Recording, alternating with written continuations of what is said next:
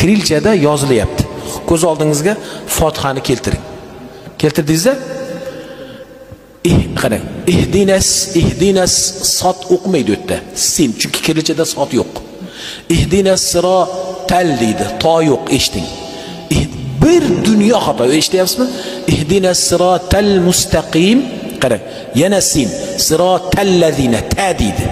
Sirotal lazina deydi, zal yo'q unda. Qarang, sin, sirotal lazina an'am ayn yo'q, an'amta alayhim deydi. Eshityapsizmi? Barbot.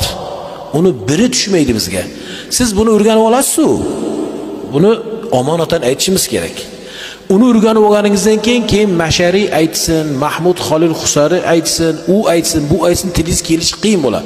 Chunki tilni birinchi xatoda o'rgatib, xatoga boshlab qo'ygan bo'lasiz. imkon qadar bugunni o'zidan kirilchadan tiyiling. O'sha yodlagan suralaringizni endi kirilchadan o'qimangda, faqat Mashariyni eshitib, boshqasini eshitib, talaffuzingizni to'g'rilavering. Kirilchada Qur'onni ko'rib qo'ymang. Shunda inshaalloh Qur'oningiz tuzaladi. Alloh rozi bo'lsin. Alloh rozi bo'lsin sizdan. Omonatdan mana so'radi.